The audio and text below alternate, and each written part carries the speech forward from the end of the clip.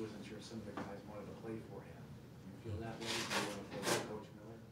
Of course. I mean, I think, you know, that game obviously wouldn't have reflected that if you were watching as a fan or, you know, obviously the coach.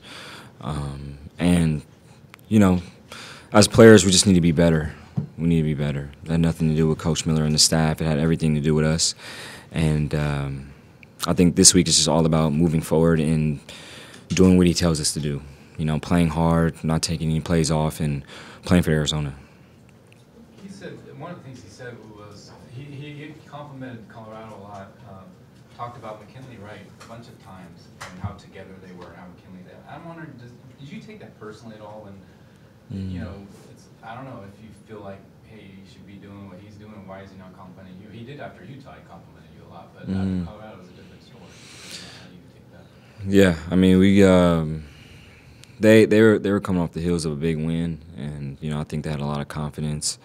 McKinley's obviously a good player, and he drives what they do, and you know, they play better, and he's in large part a big reason of that. And I don't think I matched his intensity, and as a team, we didn't match their intensity, and you know that showed up in the game. Do you have to be more fiery, or is that just not your personality, or maybe you are that way and it just doesn't show to some people? I think at times I let my guard down, and you know when you do that, anybody's capable of getting the best of you, and I don't think I did a good job of setting the tone against Colorado. And you know I do have passion. I do play with fire. I think people have seen that, but you know on that day I didn't have that, and as a result my team didn't benefit, and you know we struggled. Is there a difference between this team and any of the teams you've been on, the ones that were, I think you're a freshman, TJ was here, and some of the other ones that got far into the tournament? Maybe with grit or determination, whatever you want to, word you want to use? I think every team's different. Every team's different. It's kind of early, so you can't really gauge that. But you know, teams have weaknesses and strengths on each year, and I just think we're still trying to figure out and find our way, and I think we will. When you lost 3 straight to the Bahamas and then you lose to this one, what's kind of the learning curve for you guys, or something that you took away compared to the 2? I think that you can't you can't take anybody for granted. You can't cheat the process. You have to show up every day with your hard hat and kind of just put your head down and work. No matter what the circumstances, and just listen and learn and continue to get better. So Jeff Goodman is a supposed college basketball expert for ESPN. He tweets 3 days ago, Arizona can't win it all with PJC as its point guard. How would you respond to that? I'm not really on Twitter, but I don't listen to Jeff Goodman or anybody. I know what he does. I know what his job is, but I think that my job is to listen to the coach and try to do what he's telling me to do and play for my teammates. Jeff Goodman doesn't play on his team. He doesn't coach the team, so yeah. Does something like that fire you up, or is that just outside noise that you guys don't let in your locker room? I mean, it's outside noise. But it's just not Jeff Goodman. It's everybody that has an opinion. People are entitled to their opinions and criticisms, good or bad. You got to take it for what it is and just do what you do. We all have a job, and if he feels that way, that's fine. But he's not the coach. He's not on my team, and I think it's best for me to listen to my teammates and my coaches. Is there a different way that Sean has to coach this group of younger guys with your freshmen this year than maybe some of the other freshman classes the past couple of years? I mean, not necessarily. I just think freshmen come along at different times in different points in their careers, and the transition is very difficult. And, you know, when you come out as a freshman in this program, it's hard because, you know, Coach Miller is asking of a lot of you, and he expects a lot of you. So, you know, our freshmen are getting better each day. And, you know, the good thing about them is they listen and they show up every day, and they do the best they can, and they work extremely hard. Outside of, you know, the obvious little defensive lapses and runs that they made, things like that, what can you point to that would maybe make, you know, Sean say something that, like, I can't reach these guys, other outside of, you know, the obvious stuff that you can see on the court? I think it's a function of many things. I think our body language, how we start the game. You know, I think anybody watching the game, you know, could have told that we weren't playing hard. And I think, like I said, it's just a function of us as players. I think we have to do a better job of coming out, playing with that chip on our shoulder, and, you know, not taking any plays for granted, any team for granted. What you were saying earlier, Parker, I mean, you feel like you're just, I mean, it's a tough spot anyway. I mean, no matter what, you've got a lot of talent around you. You're the point guard. You're a senior. I mean, expectations are high. I mean, do you feel like a lot of pressure in that way, regardless of what people are saying? That it's almost inevitable, maybe people would say stuff. Say stuff is like just what? As far as, well, what you were talking about earlier, just like how far can this team go with Parker? I mean, that's the kind of thing, you know, is that seem fair or just, you know, part of the deal, or do you have to deal with that? I don't know.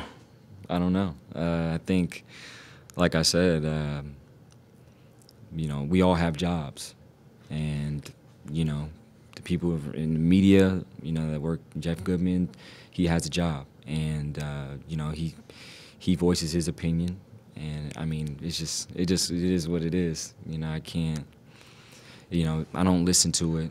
You know, it's outside noise, so I just try to, you know. Well, has it, just follow up on that, has it, I mean, now that you are a senior, has that kind of, you've been through it a lot with a couple years under TJ, but a couple years by yourself, kind of leading this team. I mean, has it changed you or toughened you or matured you, would you say, or in any way? I think it has. I think it has. You know, I think, you know, I have gotten better. I have shown strides, and, you know, I'm going to continue to get better and do what I can, do whatever it is for this team to help win. Seems like it's more emotional than it is anything else, just getting ready to play emotionally, tough or harder. To begin a game or finish a game, is that pretty much it, where either you are ready emotionally or not specific to your team?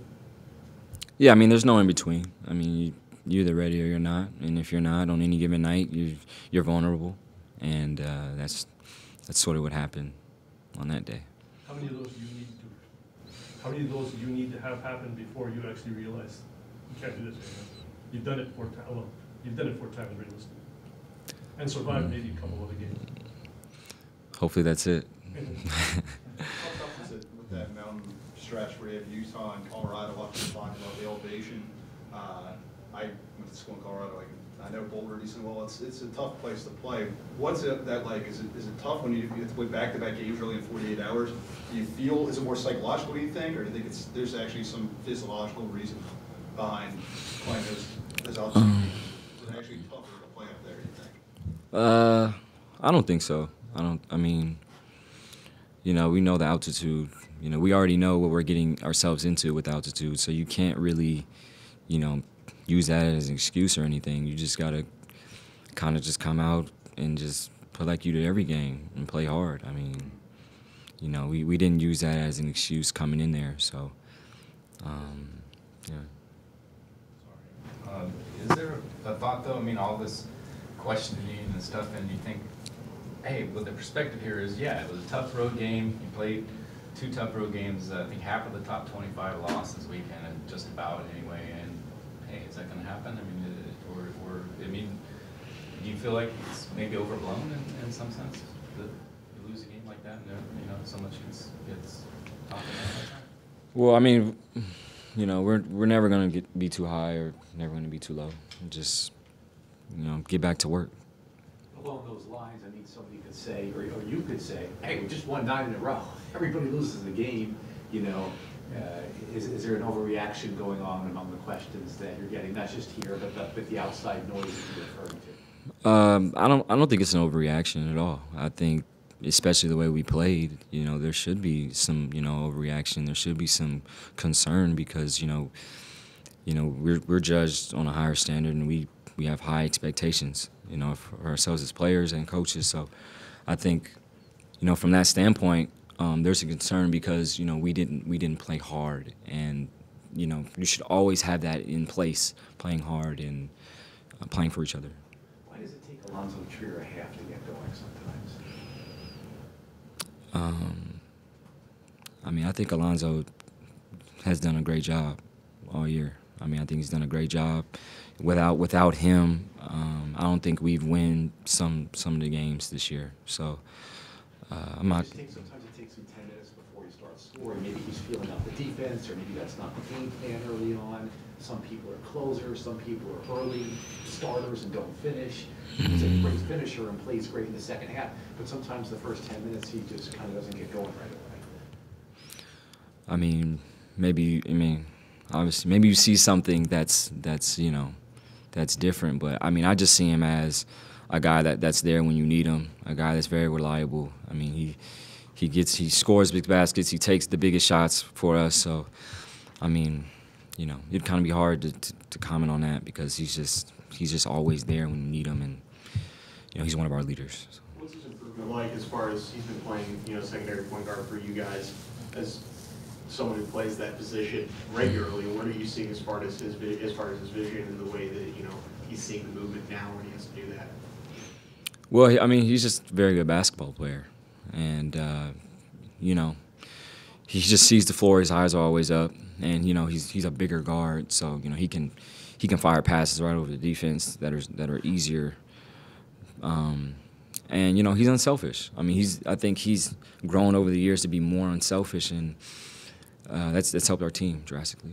Is that different from maybe ever freshman year? He kind of had he touches it, he shoots it mentality a little bit, or kind of was labeled that way. Have you noticed that growth of instead of this is the best shot for me to now maybe seeing that what's the best shot for the team? Yeah, definitely. He's made.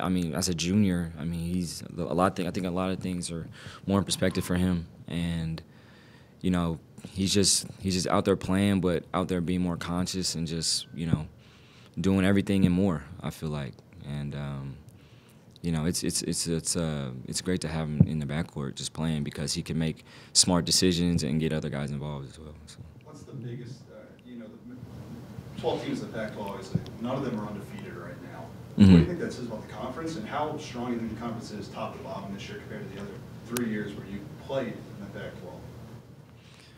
Pac-12? Well, I would say this isn't probably the strongest the conference has been. I just think it's the most balanced.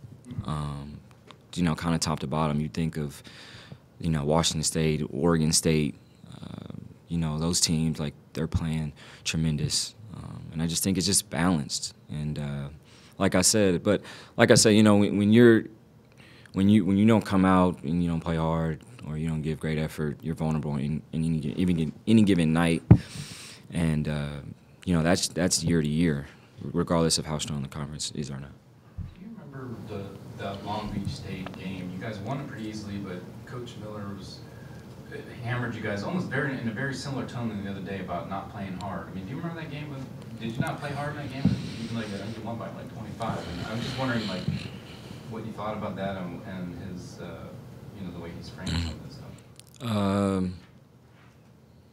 Yeah, First game after he came back from the Bahamas. Yeah, we were coming off the heels of 3 losses, and we didn't probably didn't make a big leap on defense, and we had some of the similar problems that we had in the Bahamas. So yeah, I think we've gotten a lot better since then. Yeah, and on the other hand, I was looking back after North Dakota State, he was very complimentary. He said you guys are playing well, playing together, playing hard, blah blah blah. Ups and downs. Do you see that? And you've been around him for a while. Is that just the way it goes with him? And what do you make of that kind of? Is it like that, or is he sometimes saying things, maybe exaggerating a little bit just to really get into you guys? And what do you make of it? I just think he cares. Any coach you know, that wants to win and, you know, wants the best for himself and his players. Just, you know, acts in a passionate way, and that's just who he is. He's a passionate guy.